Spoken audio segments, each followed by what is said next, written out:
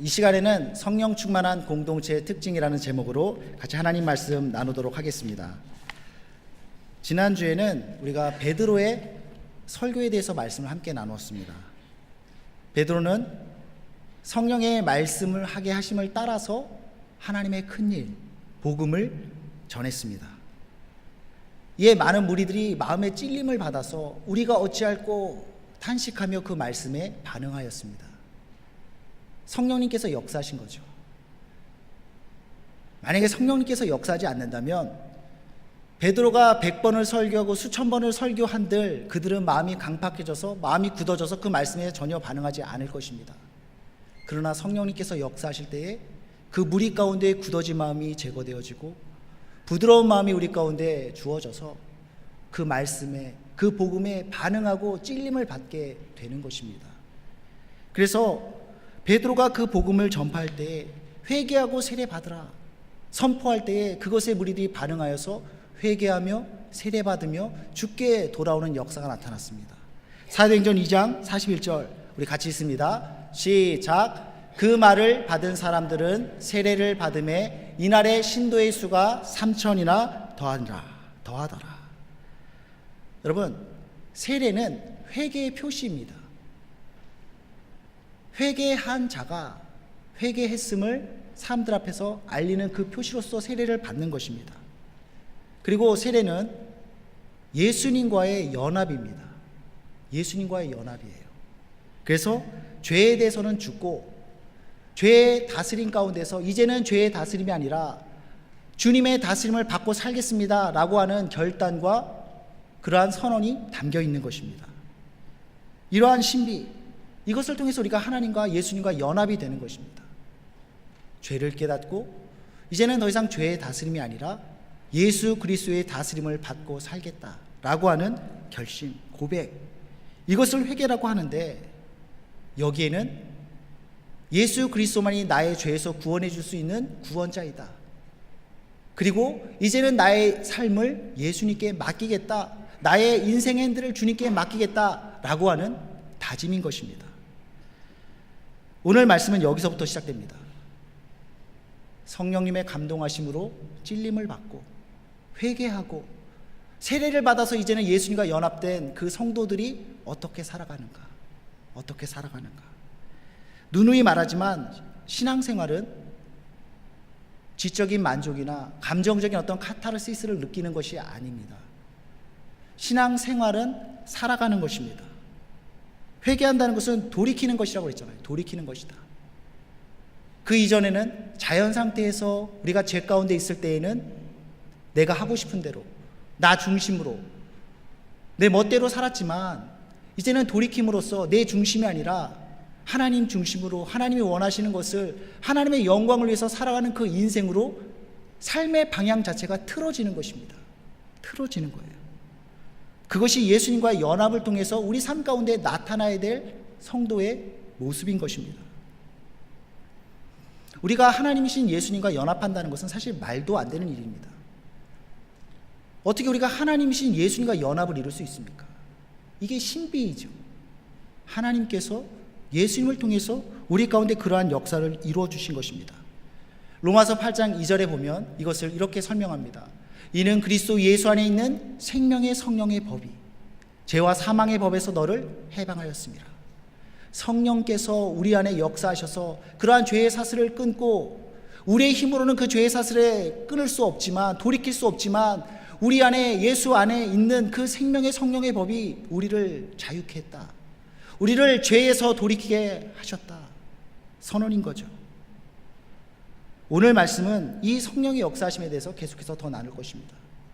성령의 역사가 개개인의 삶을 넘어서 내 심령에서 이루어지는 그 역사를 넘어서 공동체 가운데 어떻게 역사하는가?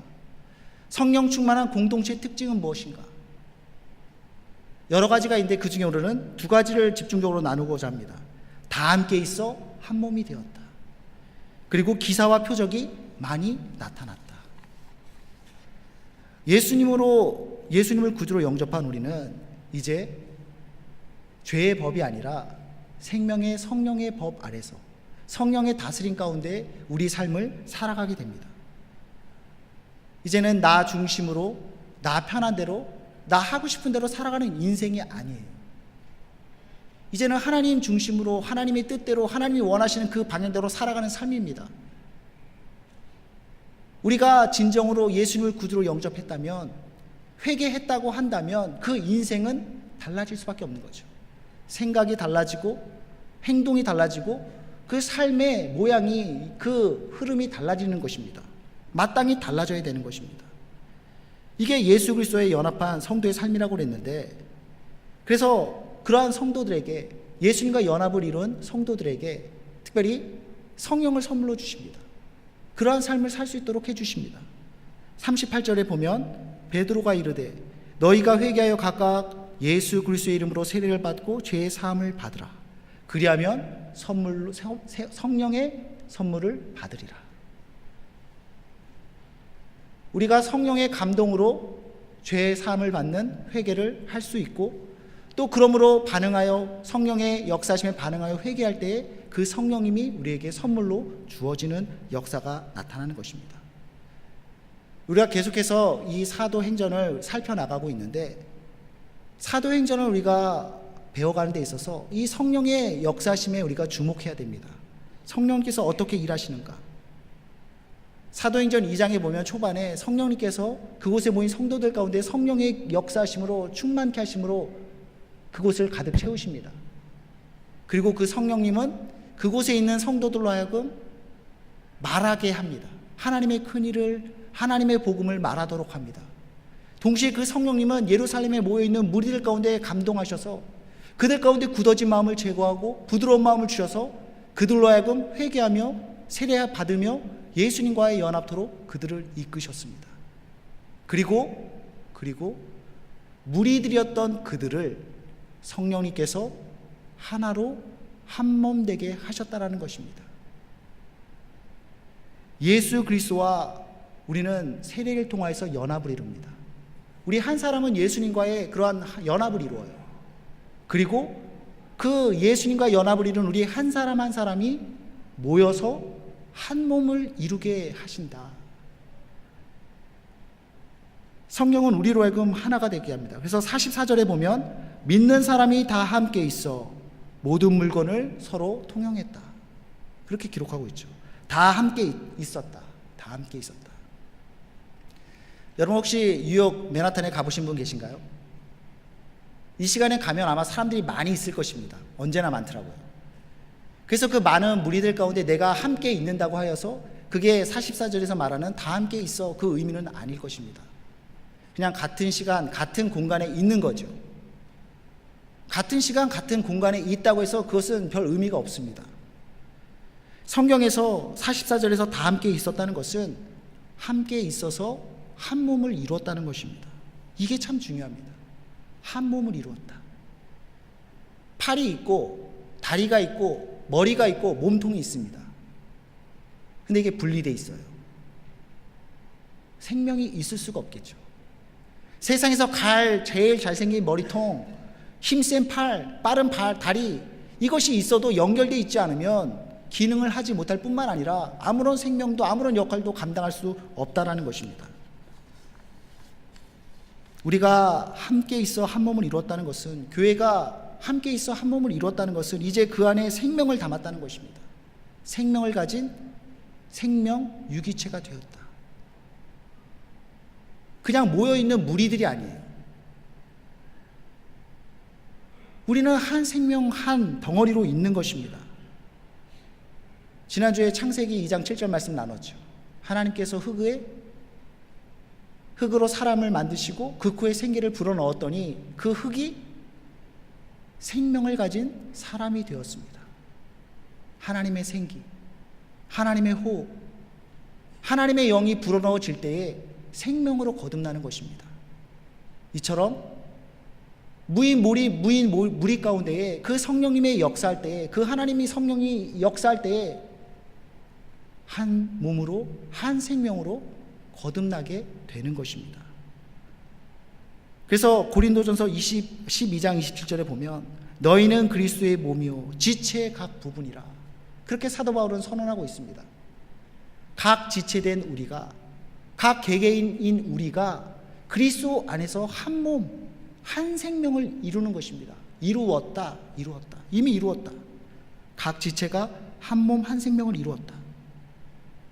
우리가 교회 공동체로 모였습니다.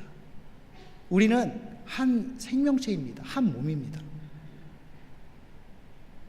이 사실이 너무나 중요합니다. 왜냐하면 생명은 그 자체가 경이로움이기 때문입니다.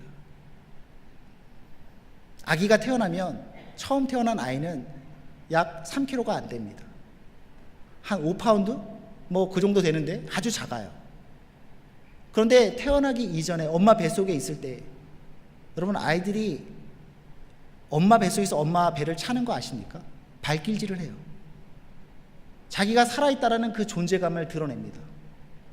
더 신기한 건 뭐냐면 팔다리조차 생기기 이전에 하나의 점에 불과하지 않는 그 존재임에도 불구하고 그 생명력을 발산합니다. 필요한 영양분을 엄마로 하여금 먹고 싶은 음식들을 먹고 싶게 만들고, 자기가 더 자라기 위해서 엄마로 더 쉬게 만들고 엄마로 더 자게 만듭니다. 이 존재감이 엄청나요. 그리고 태어납니다. 조그만 녀석이 눈, 코, 입이 다 있어요. 조그만 손인데 거기에 10개의 손가락이 있고 조그만 발에 그 10개의 발가락이 있습니다. 신비로움이고 경이로움이고 감동입니다. 물론 이제 막 태어난 아이는 사람 구실을 하지 못합니다. 할 줄 아는 게 없습니다. 그러나 생명을 가진 아이는 자랍니다. 시간이 오래 걸리지만 그래도 자라요. 건강에 이상이 있지 않은 한 자라게 됩니다.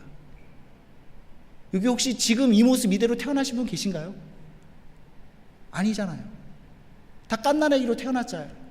태어나서 똥기저귀를 갈아주고 우유를 먹이고 이유식을 먹고 그러면서 우리가 차츰차츰 자라지 않았습니까? 우리가 지금까지 자라기까지 15년, 20년 그 이상의 시간들이 걸려서 오늘날 우리의 모습으로 성장하게 된 것입니다. 이 땅에 오신 예수님도 육신의 몸으로 성장하는 것을 경험하셨습니다. 누가복음 2장 52절에 보면 예수는 지혜와 키가 자라가며 하나님과 사람에게 더욱 사랑스러워 가시더라. 육신으로 오신 예수님, 그 예수님도 키가 자라고 지혜가 자라는 그런 성장을 경험했다는 것입니다. 생명이 있는 사람은 성장하기 마련입니다. 성장해야 됩니다. 그리고 어느 정도 성장하면 새로운 생명을 잉태할 수 있어야 됩니다. 그게 생명을 가진 모든 생명체의 특징입니다. 성장한다, 생명의 열매를 맺는다. 저는 청년들에게 자주 그런 질문을 합니다. 성장하고 있냐? 성장하기 위해서 무엇을 하고 있냐? 그런 질문들을 자주 던집니다. 왜냐하면 성장은 특별한 사람에게만 요구되는 것이 아니라 모든 생명을 가진 사람들이 마땅히 있어야 될 부분이기 때문입니다. 그렇잖아요. 내가 생명을 가진 살아있는 존재라고 한다면 몸도 자라고 지혜도 자라고 마음도 자라고 성장해야 되는 것입니다. 이것이 생명을 가진 공동체에도 동일하게 적용됩니다. 교회 공동체는 그냥 무리가 아니라고 그랬죠. 생명입니다. 그렇기 때문에 우리 공동체는 자라야 됩니다. 그리고 열매를 맺어야 됩니다. 그것이 당연한 것입니다. 생명이에요, 생명. 생명에는 다이나믹함이 있고 양적으로나 질적으로나 성장함이 있고 새로운 생명을 맺는 그 생명이 있어야 한다. 이게 생명입니다. 생명의 공동체 가운데서도 이러한 생명의 특징이 그대로 나타나야 되는 것입니다. 우리가 읽은 본문 가운데 47절에 보면 그러한 특징이 그대로 나타나고 있습니다. 하반절입니다. 주께서 구원받은 사람을 날마다 더하게 하시니라. 초대교회에는 그러한 생명이 충만했습니다. 성령이 충만했고 성령으로 생명이 충만했습니다. 이로 인해서 새로운 열매들이, 새로운 생명들이 날마다 더해지는 것입니다. 하나님은 성령으로 그 무리들을 한 공동체로 이루게 하셨고 이들을 성장시켰고 새로운 열매들을 맺게 하셨다.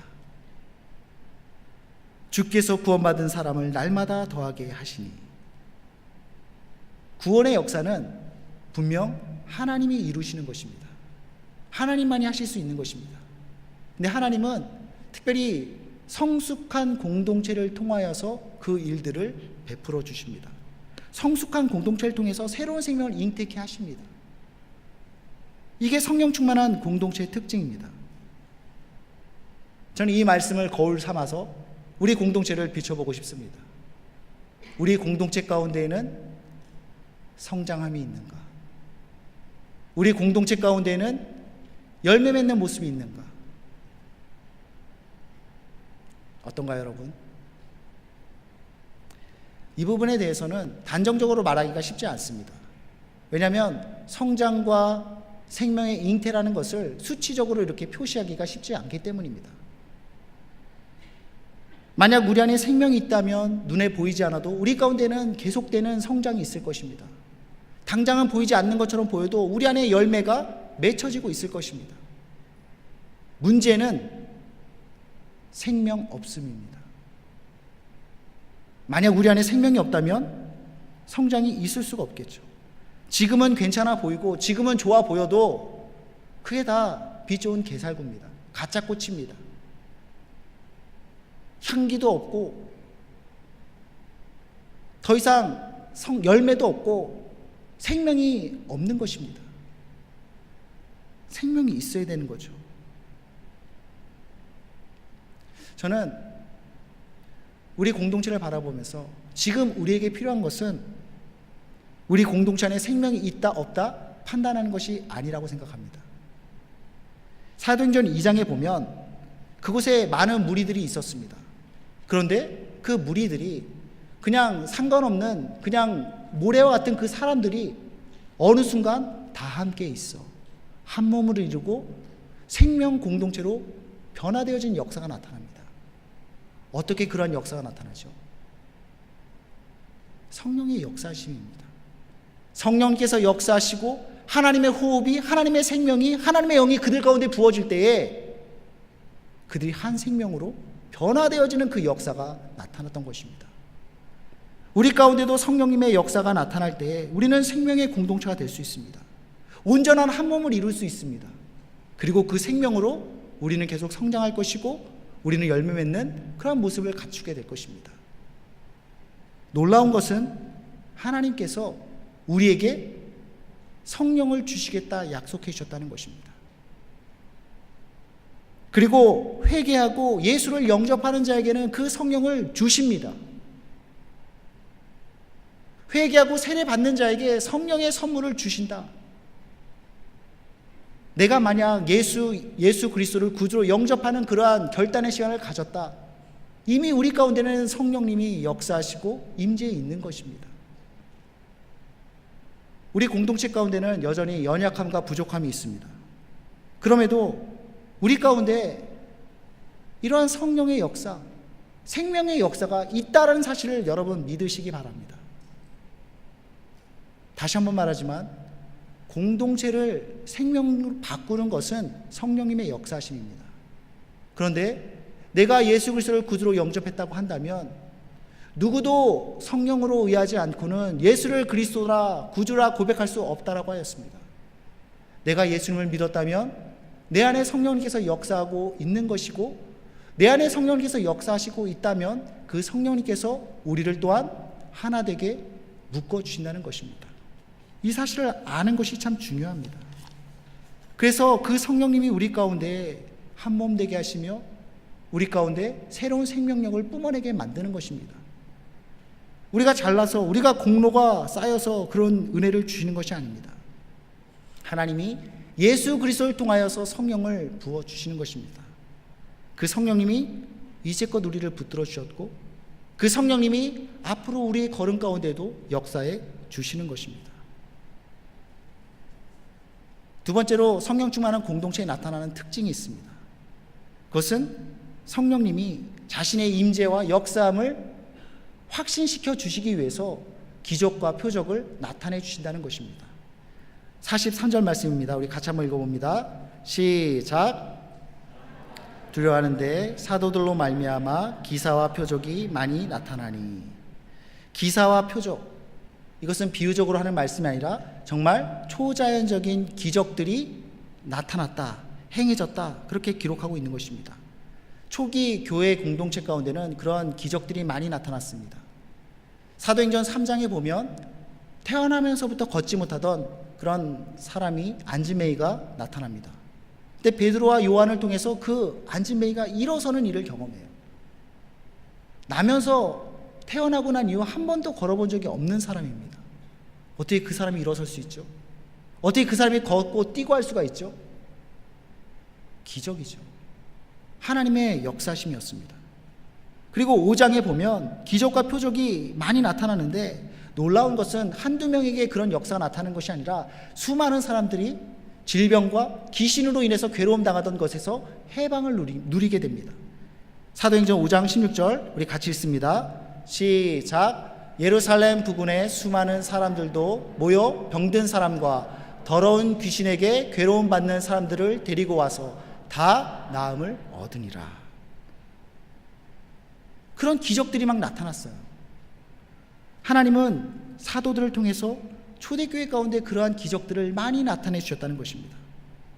그럼 이런 질문을 던지게 되죠.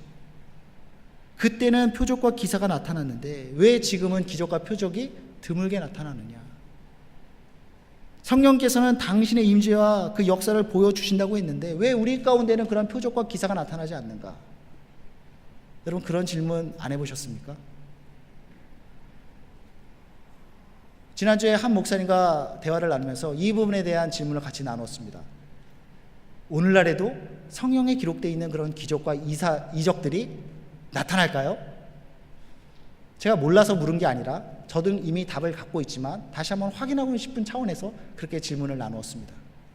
대답은 물론 오늘날에도 성경에 기록되어 있던 기적과 역사가 동일하게 나타난다라는 것이었습니다. 그러면서 자신이 선교사님으로부터 직접 들은 얘기를 전해주시는데 그런 얘기였습니다. 선교 기간 중에 OM이라고 하는 선교 단체가 있습니다. OM 선교 기관에서 파송받은 2명의 선교사님이 알제리로 파송을 받아 나가게 되었습니다. 그래서 이 선교사님들이 각자 기도를 하고 있는데 기도 가운데 하나님께서 말씀해 주시는 거예요. 근처의 산악지대로 가서 복음을 전해라. 근데 그 근처 산악 지역에는 거기 사는 사람들은 복음 전한 사람을 다 죽인다 그러는 소문이 있어서 그냥 소문인지 진짜로 그런 건지 아무튼 아무도 복음 전하는 사람이 없는 지역이었습니다. 근데 하나님께서 그렇게 역사하시는 거예요. 그래서 버티다 안 되겠다. 그 말씀에 순종해서 복음을 전하러 가자. 그래서 산으로 올라가는데 중간쯤 왔을 때 위에서 갑자기 총을 맨 3명의 젊은이가 달려오는 겁니다. 선교사님들은 그들이 달려오는 것을 보고 죽었구나. 그 자리에 그냥 주저앉아서 기도하는 겁니다. 근데 그 젊은이들이 다가와서 다짜고짜 묻습니다. 가져온 비밀 메시지가 무엇입니까? 가져온 비밀 메시지를 말해 주십시오. 그래서 자기 얘기를 하는데 3명의 이 사람들이 잠을 자는데 밤에 꿈에 하나님이 환상으로 나타나신 거예요. 백인 2사람이 너에게 비밀 메시지를 전해줄 것이다. 동시에 그렇게 말씀해 주신 것이 아니라 각자가 자는데 꿈 가운데 그렇게 말씀해 주신 거예요. 하도 이상해서 3명이 친구인데 나 이런 꿈 꿨어. 그래 나도 이런 꿈 꿨어. 나도 이런 꿈 꿨어. 놀라움이 두려움으로 바뀌는 거죠. 그래서 며칠 전부터 기다리고 있었던 겁니다. 그러다가 백인 2사람이 올라오는 걸 보고 쫓아 내려와서 비밀 메시지를 들려달라. 이에 선교사님들은 복음 메시지를 전했고 이것에 그 복음을 예수 그리스도를 영접한 이들을 중심으로 해서 그 가운데에도 그 산악 지역에도 교회가 생기는 역사가 나타났다는 것입니다. 이게 3년 전 있었던 일입니다. 더 최근에 이야기를 해볼까요? 우리 교회에서 파송한 선교사님으로부터 선교 편지가 왔습니다. 3주 전에 왔는데 거기 내용을 보면 이 선교사님이 사역을 마치고 이제 돌아오는데 너무 피곤한 거예요. 정말 피곤하다. 그런데 성령님께서 마음을 주시는데 앞에 쩔뚝거리면서 걸어가고 있는 그 노인 가운데 그 노인을 위해서 기도해 주라는 강한 마음을 주시더래요. 하나님 너무 피곤합니다. 내일 하면 안 됩니까? 지금 하라고. 그래서 그 노인분을 위해서 현지 언어로도 아니고 그냥 귀찮아서 영어로 그냥 기도해주고 연락처를 남기고 돌아왔는데 다음날 연락이 온 겁니다. 깨끗이 나았습니다. 이 노인분이 원래 험한 일을 하시는 분인데 다리를 다쳐서 일을 하지 못했는데 다리가 완전히 깨끗이 나아서 다시 그 일을 할 수 있게 되었다. 이런 일들이 선교 현장 가운데 얼마나 많은지 모릅니다. 막 잔뜩 보따리를 쌓아놓고 막 그 얘기를 풀려고 그러더라고요. 됐다고. 오늘날에도 성경에 기록된 동일한 기적과 표적들이 동일하게 나타나고 있습니다. 여기서 두 번째 질문이 생기는 거죠. 선교 현장에서는 오늘날도 그런 많은 기적과 표적이 나타나고 있는데 오늘날 우리 가운데는 왜 그러한 기적과 표적이 잘 나타나지 않는가? 그 대답은 오늘날 우리에게는 하나님께서 분명한 계시, 완전히 정리된 그 말씀을 성경 말씀을 통해서 우리에게 주셨기 때문입니다. 하나님은 우리가 읽고 이해할 수 있는 우리의 언어로 그 계시를 하나님의 뜻을 기록해 주셨어요. 성경에 나와 있는 기적과 표적들은 영어로 사인이라고 그러거든요. 사인입니다.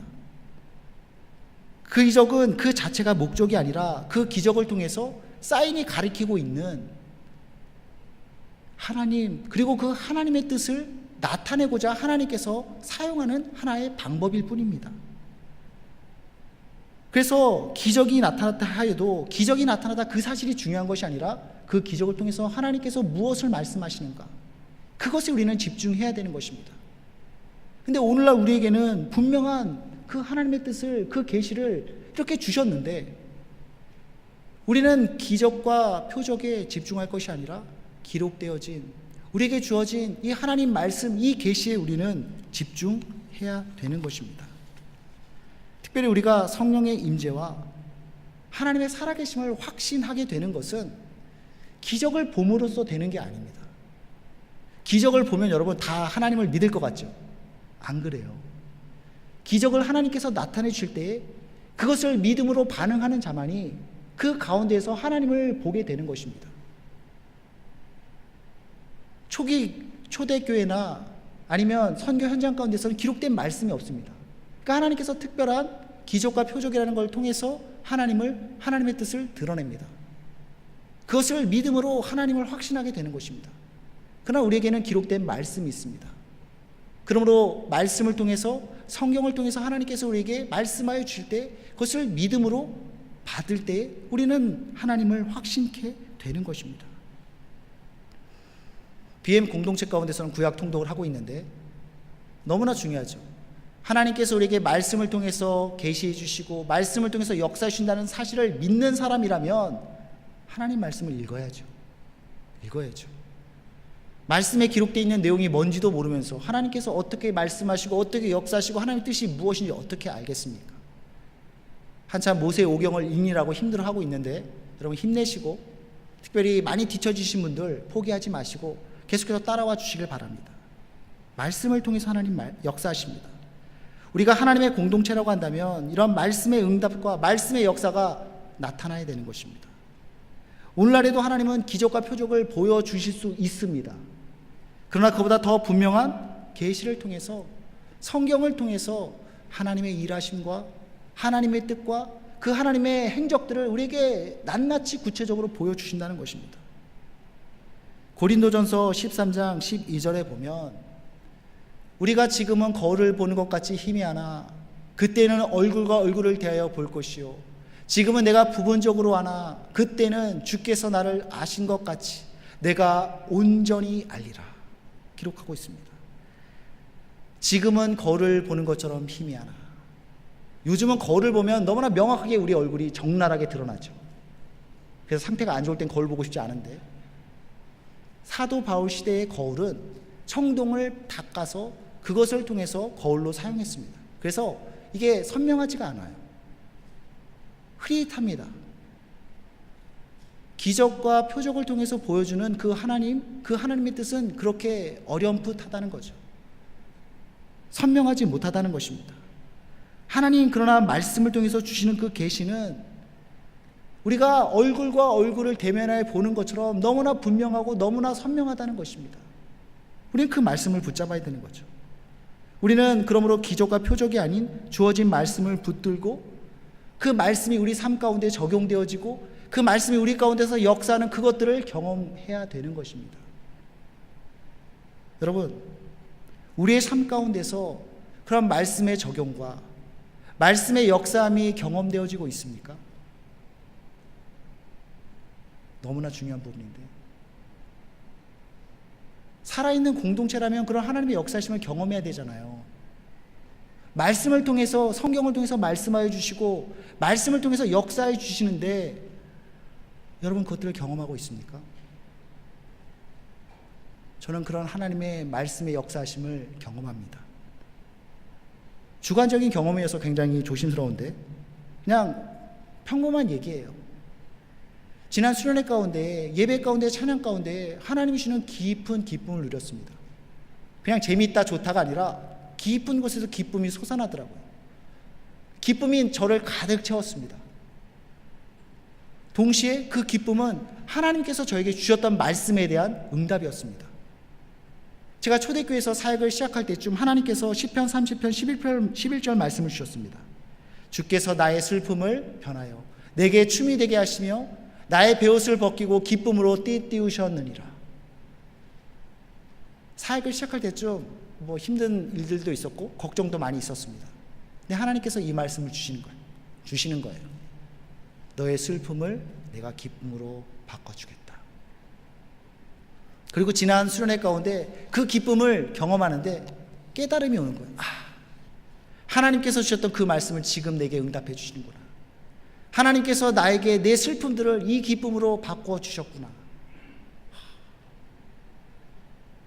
여러분 별로 감동스럽지 않죠? 원래 남이 응답받은 건 별로 감동스럽지 않습니다. 그러나 내가 말씀의 응답을 받고 내가 기도의 응답을 받으면 그 감동과 그 기쁨은 말로 표현하지 못하는 거죠.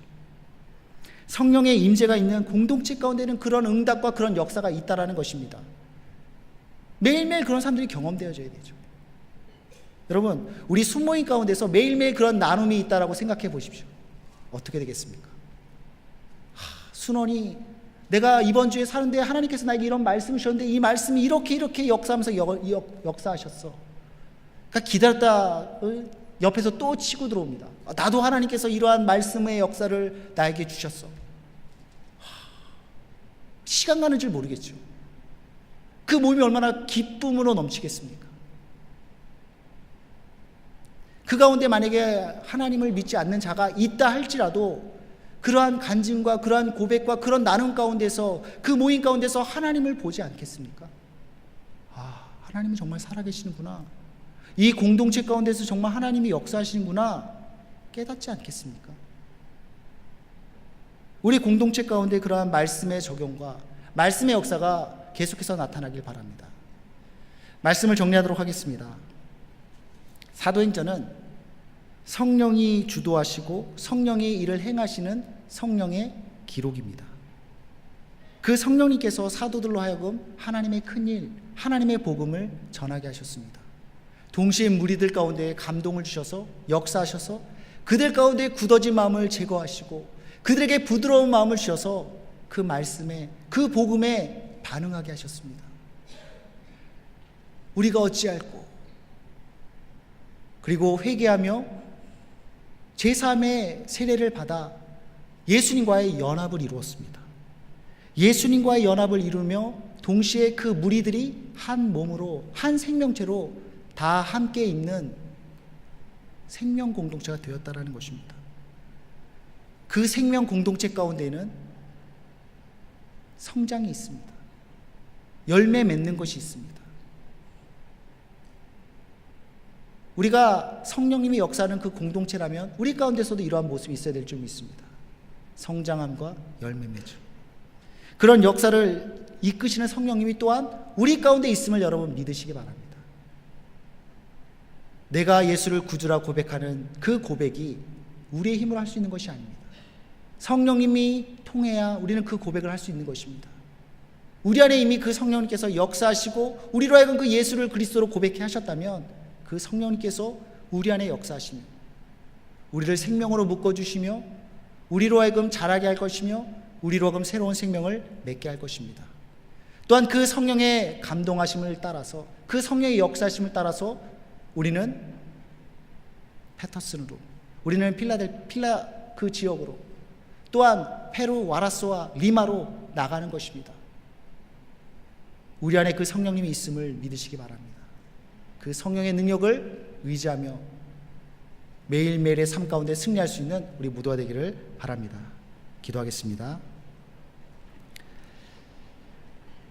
하나님, 성령의 역사가 무리들을 모래알과 같은 그 사람들을 한 생명체로 묶어 주셨습니다.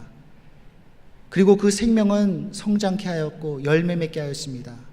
우리 가운데 그러한 성장과 생명 있게 하시며 또한 하나님의 그 역사하심이 말씀의 역사와 말씀의 적용으로 매일매일 나타날 수 있도록 도와주시옵소서. 감사드리며 예수님의 이름으로 기도드립니다. 아멘.